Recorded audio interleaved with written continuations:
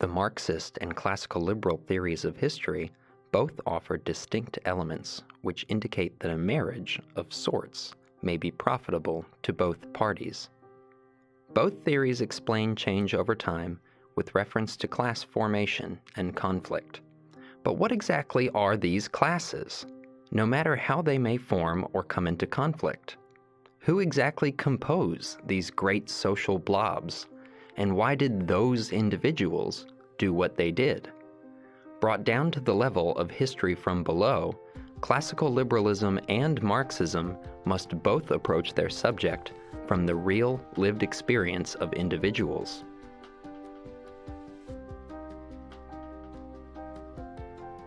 This is Liberty Chronicles, a project of libertarianism.org. I'm Anthony Comegna. For the Marxists, social classes are based on access to the means of production. When the super-wealthy and disproportionately powerful few constantly gain at the expense of the many will eventually try to offset starvation by eating the rich. According to the liberals, change is the result of disparate power relationships, splitting the population between those seeking a great sphere of personal liberty and those using force, fraud, or threats to manipulate the choices of others. Social classes are based on access to the means of coercion. It's my hope that we can use methodological individualism to find a point of union between the modern Marxist perspective that does emphasize the need to construct history from the real lived experience of acting human beings, and the modern libertarian perspective, which accepts individualism as perhaps the key principle of social science. Methodological individualism is the principle that only individuals act. Only individuals consciously apply means toward the fulfillment of ends. And really, all this means is that whenever we investigate society or any other collective unit, we must do so through the experiences and actions of the individuals which compose it. The larger society does not think, it does not reason, it does not decide anything. For more, let's turn to the man himself, Ludwig von Mises. Human action.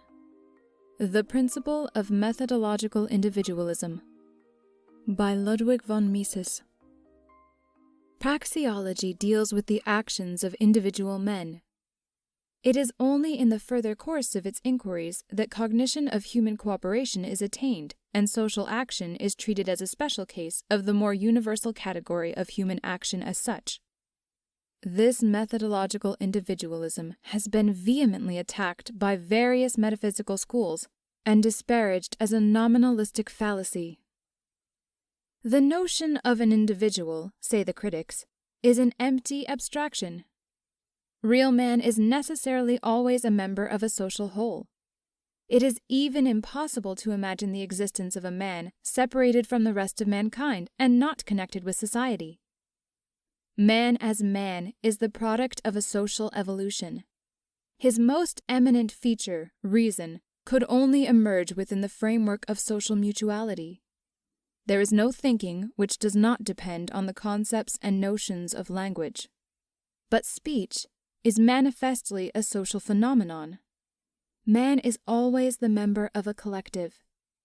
As the whole is both logically and temporally prior to its parts or members, the study of the individual is posterior to the study of society.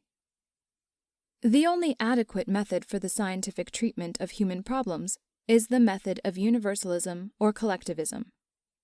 Now, the controversy whether the whole or its parts are logically prior is vain. Logically, the notions of a whole and its parts are correlative. As logical concepts, they are both apart from time. It is uncontested that in the sphere of human action, social entities have real existence. Nobody ventures to deny that nations, states, municipalities, parties, religious communities are real factors determining the course of human events. Methodological individualism, far from contesting the significance of such collective wholes, considers it as one of its main tasks to describe and to analyze their becoming and their disappearing, their changing structures, and their operation. and it chooses the only method fitted to solve this problem satisfactorily. First, we must realize that all actions are performed by individuals. A collective operates always through the intermediary of one or several individuals whose actions are related to the collective as the secondary source. It is the meaning which the acting individuals and all those who are touched by their action attribute to an action that determines its character. It is the meaning that marks one action as the action of an individual and another action as the action of the state or of the municipality. The hangman, not the state, executes a criminal. It is the meaning of those concerned that discerns in the hangman's action an action of the state. A group of armed men occupies a place. It is the meaning of those concerned which imputes this occupation not to the officers and soldiers on the spot, but to their nation. If we scrutinize the meaning of the various actions performed by individuals, we must necessarily learn everything about the actions of collective wholes. For a social collective has no existence and reality outside of the individual members' actions. The life of a collective is lived in the actions of the individuals constituting its body. There is no social collective conceivable which is not operative in the actions of some individuals. The reality of a social integer consists in its directing and releasing definite actions on the part of individuals. Thus, the way to a cognition of collective wholes is through an analysis of the individual's actions. As a thinking and acting being, man emerges from his pre-human existence already as a social being. The evolution of reason, language, and cooperation is the outcome of the same process. They were inseparably and necessarily linked together. But this process took place in individuals. It consisted in changes in the behavior of individuals. There is no other substance in which it occurred than the individuals. There is no substratum of society other than the actions of individuals.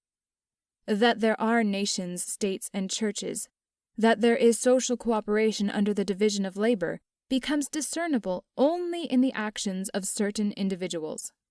Nobody ever perceived a nation without perceiving its members. In this sense, one may say that a social collective comes into being through the actions of individuals. That does not mean that the individual is temporally antecedent. It merely means that definite actions of individuals constitute the collective. The problems raised by the multiplicity of coexisting social units and their mutual antagonisms can be solved only by methodological individualism.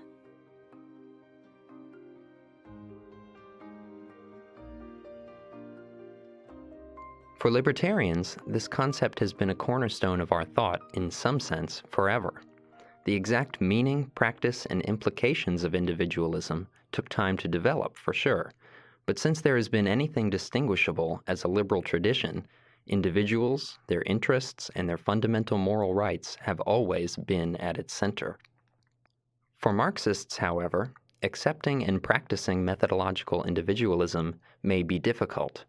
Though I should stress that the very best historians I've encountered, no matter what their official school of thought, have always been methodological individualists. In recent decades, as structuralism has fallen far out of favor, historians reared on Marxism have almost become methodological individualists by default. Today, Marxist work is dominated by history from below. They produce histories for those people whom power has disenfranchised, denuded, and silenced. Whatever you might think of modern Marxist historians or the validity of their full programs, the Marxist contributions to history from below offer as much insight and value to libertarians as we and our strict individualism have to offer them. But if only individuals act, why is there so much of our history about collective entities? If we recognize that the state is nothing more than a bunch of people doing stuff, how do we tell nice, neat, concise, pointed narratives about the past? Well, maybe history simply isn't neat. I asked the editor of Cato Unbound, historian Jason Kuznicki, about how the methodological individualist studies and reconstructs the past. History is not just a story of events. The weather is a story of events. history is a story of events plus motivations. History conventionally begins with writing, because writing gives us some insight into motivations. Without writing, we have very little insight into motivations. We have some speculation about animal behavior, but it's very fragmentary and partial, and we don't really know what the animals themselves claim to be doing because they don't have speech. When we have writing, we have ideas from people that give us some insight into why they did what they did. That insight is not perfect. Sometimes it is fragmentary. Sometimes it is the process as a product of self-delusion. Sometimes it is full of lies, but at least it's something to go on. And so we begin history with writing because what we're trying to do is gain insight into human motivations over time. History is not just random, but it is incredibly complex, and it takes an awful lot of work to reconstruct what you would say is a convincing explanation for why people did what they did. It just takes, especially if you're doing history from below, it's a huge evidential burden to build up what is actually representative of the past. But that doesn't mean that it's impossible. It just means we have our work cut out for us, basically. It is complex, and often it leads to arguments that are never satisfyingly resolved. Now, there was an enormous desire for some sort of simplifying narrative theory of history, some way to reduce all this complicated, messy human stuff into a set of laws that would explain the course of history in the same way that Newtonian mechanics explains the motion of the planets very, very well. And I think that this urge toward a comprehensive explanatory science of history finds particularly clear expression in Marx. This is what Marx was really trying to do. He wanted to find a way to reduce history to its lowest terms, to make it tractable, to make it almost calculable, if you will. And while he was himself somewhat realistic about these prospects and acknowledged that there would still be complications and difficulties, he thought he had found exactly this type of explanation for historical events. And now we can say, no, he did not, but at the time, he was quite confident about it and managed to convince a lot of people. Now, again, it seems that the main conceptual tool that the Marxists and those before them, the classical liberals, were lacking was this strict methodological individualism. They did not, certainly the Marxists, but even the liberals did not, generally speaking, treat the individual as the fundamental unit of social analysis. What exactly does that mean, and how do we know if we're doing that? We can't predict in advance how an individual will act, and we can't look at the traits that they bear with them going into an event to make reliable inferences about how they will act in the moment.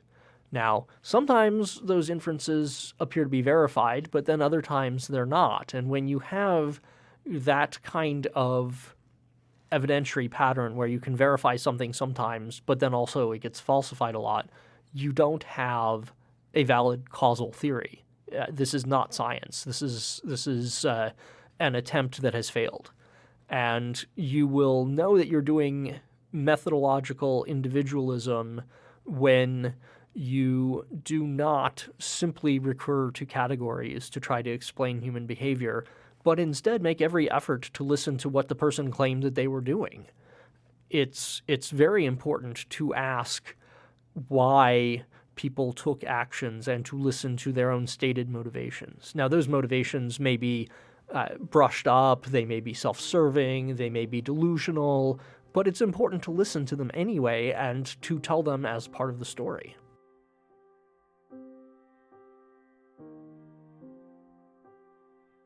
Teachers and professors are quite right to warn their students against using the passive voice when writing.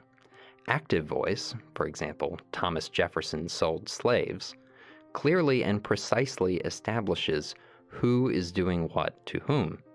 But with passive voice, slaves were sold, it is entirely unclear who actually acted here. Who sold these slaves? who captured them in the first place. They simply were captured, I guess. You wipe your hands and move on to the next page.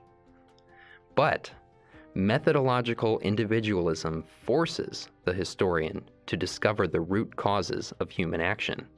We have to dig down as far as possible through the fog and muck of society, cut through the cobweb-like narratives of countless historians from above, and reinterpret the past as individuals actually lived it and acted. Someone sold those people into slavery. Someone bought and transported them. Someone repurchased them and perhaps reshipped them. And someone yet still kept them in torturous bondage until worked into dust. Plenty of others allowed all of this to happen to fellow human beings in their midst. We owe it to the victims to find out who did what to whom and why. The individualist social scientist is no passive observer of aggregated events, nor is she the collection and distribution hub for group entities and identities. Instead, the individualist historian lets past actors speak for themselves, as themselves. If historical voice was somehow denied them, then the historian's task is one of salvage and recovery. Liberty Chronicles is a project of libertarianism.org. It is produced by Tess Terrible. To learn more about Liberty Chronicles, visit libertarianism.org.